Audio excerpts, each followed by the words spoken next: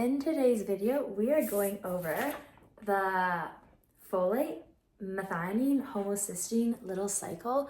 So here it is, and we're gonna start with a high-level overview, and then I'm gonna draw it out on the whiteboard. And right now, let's just give some context. So what are the key things going on in this cycle? Up here, we've got folic acid. Over here, we've got homocysteine. And then right here, we've got vitamin B12, FAD, this is from another B vitamin, this is from riboflavin. Oh, this is folic acid, folate, that's another B vitamin. And then over here we have methionine, this is an amino acid, you get it from protein-rich meals. And then over here we have different versions of folic acid or folate. Folate is very important for red blood cell health. So folate deficient diets, you're at increased risk of getting certain types of anemia. This is when your red blood cells are immature and they're not healthy and they're not properly able to carry oxygen all around your body. So as a result, you would get super weak, super tired, super fatigued, and it's not very good for your brain health, for your growth, or for your tissues because now they're getting a little bit starved of oxygen.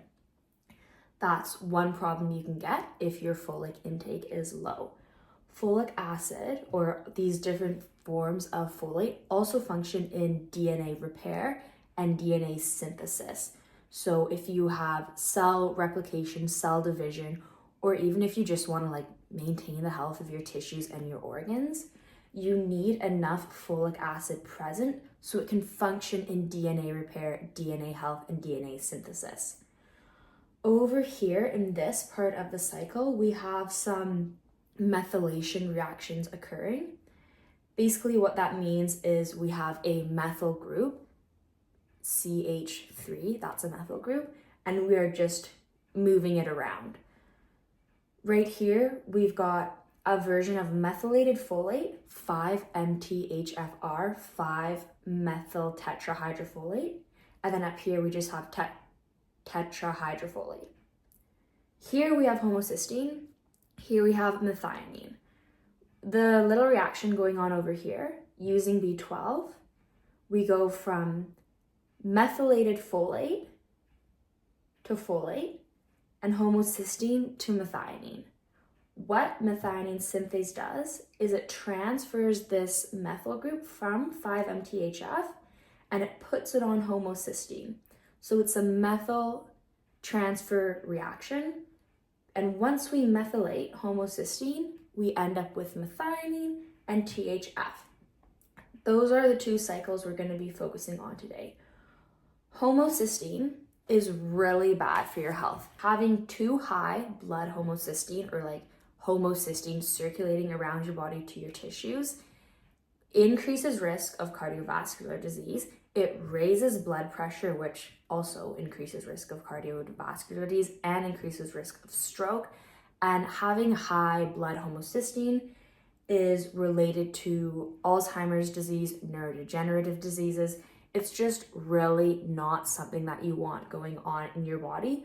So it is very, very, very, very, very important that you have enough folic acid coming into your diet, enough riboflavin, enough vitamin B12, such that this whole system can work properly and you can reduce the amount of homocysteine, and also you will have enough folic acid to function in red blood cell synthesis, DNA synthesis and repair, and literally just keep your body in tip-top shape. So that was a petite little intro. Now I'm just gonna get right into the cycle, how this even works. We can start with folic acid up here. So you eat a bunch of spinach, because spinach has a lot of folate in it, and now your body's digesting and absorbing all the folate. The folate is in your blood, circulating, and here's what your body's probably gonna do with it. First, we go folic acid to THF. This is tetrahydrofolate. And then there's a few methylation reactions going on. So we add a methyl to the 5th carbon and we add a methyl to the 10th carbon. And now we have 5-10-MTHF. Folate, tetrahydrofolate, 5,10-methyl tetrahydrofolate. Then 5,10-MTHF can go off and function in DNA synthesis, DNA repair, red blood cell health, or if we need it for other purposes, if we want to keep running this cycle, we will now use the enzyme MTHFR, methyl tetrahydrofolate reductase, alongside the cofactor FAD from riboflavin, and we will pop off a methyl group and make 5-MTHF. So we've just gone from 5,10-MTHF to 5-MTHF, and we've removed a methyl group. Over here on this side of the reaction, let's start with methionine. You have methionine in your blood because it's an amino acid and you've just eaten a protein-rich meal, so your body's broken down the protein, digested and absorbed all the amino acids, and now we have methionine.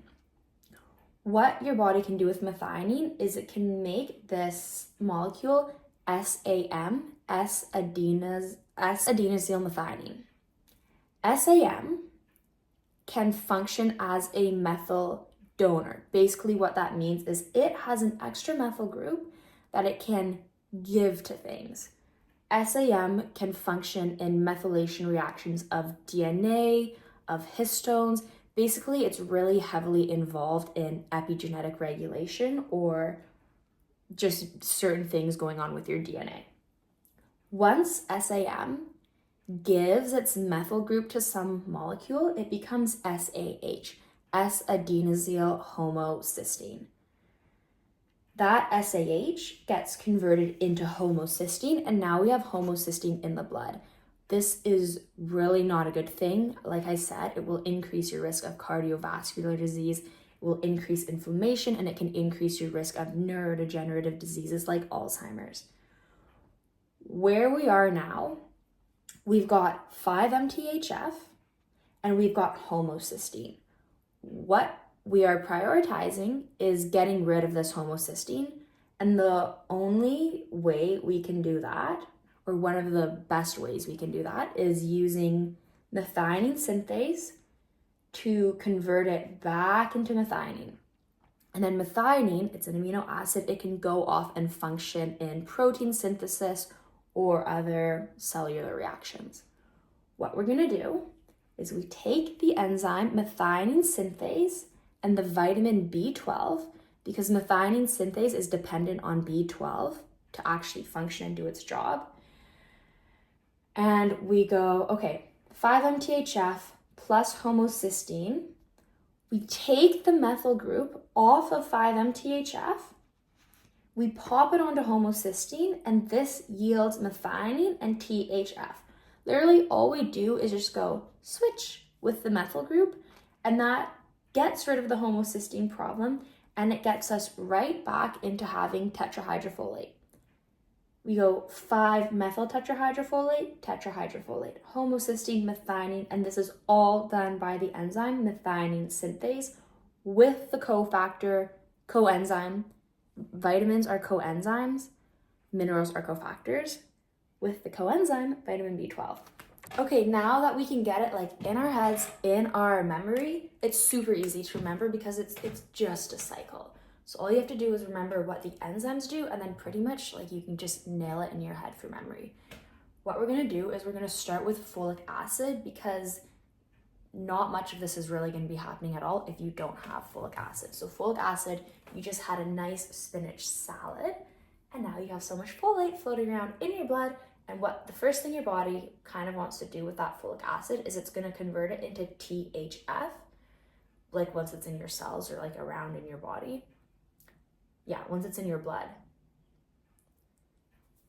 I think that's what's gonna happen.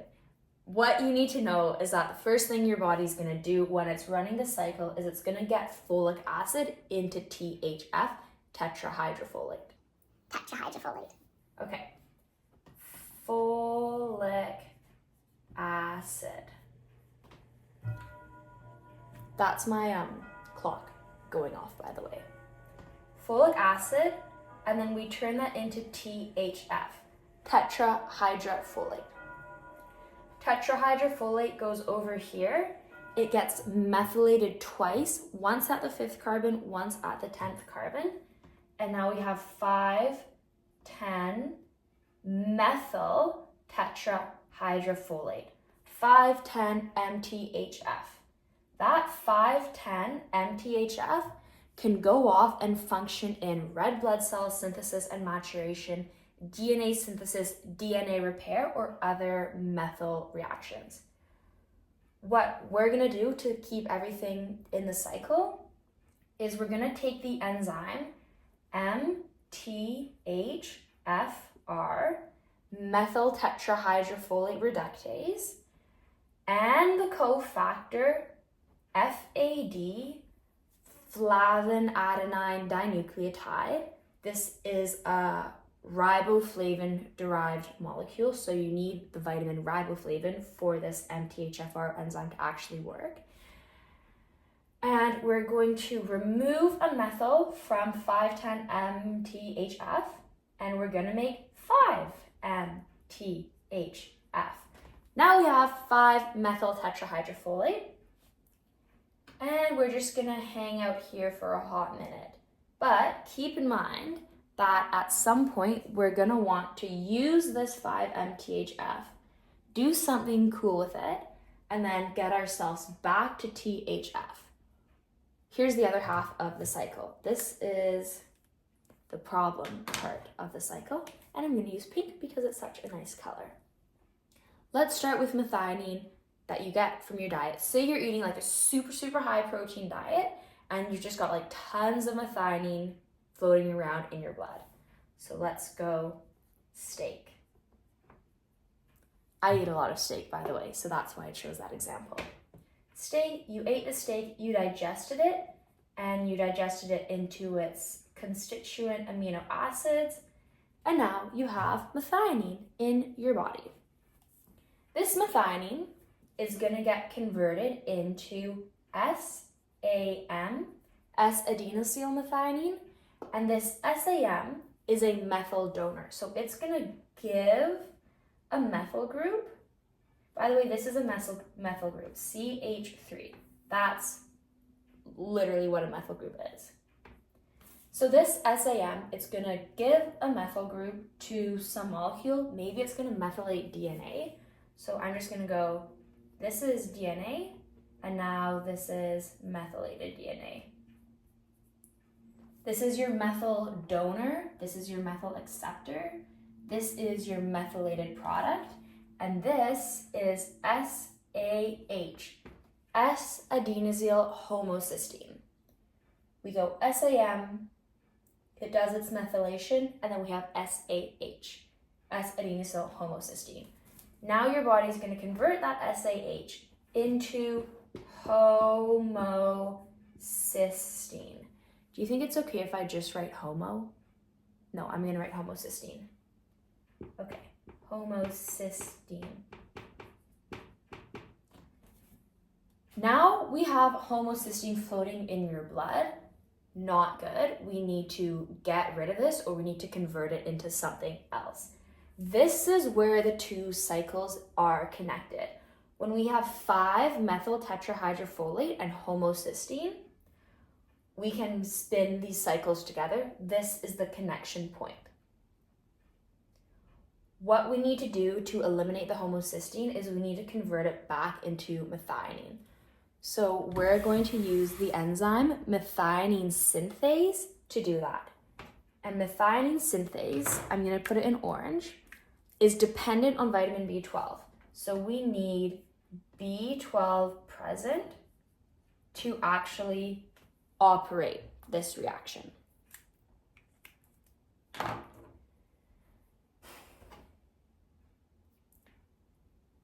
Methionine synthase takes the methyl off of 5-MTHF and it sticks it onto homocysteine. As soon as it does that methylation reaction, we end up over here with tetrahydrofolate, no methyl, and methionine, basically methylated homocysteine. That completes the homocysteine methionine petite little cycle. but it's not petite because it's actually super important for your brain health and for your heart health. And DNA synthesis, red blood cell synthesis, and all these other things in your body. So here's the cycle. Screenshot and save this for your biochemistry notes, for your nutrition notes, for the purposes of just learning cool things. And I hope you guys all have an excellent day. Also, super important, I want to give major credits to my professor, Aaliyah Stringer, because obviously I didn't just invent this all in my head. She actually had to teach it to us and give context and explain it all. And so I learned it all from her, and she's a super awesome professor. Okay, everybody, have a good day. Bye-bye.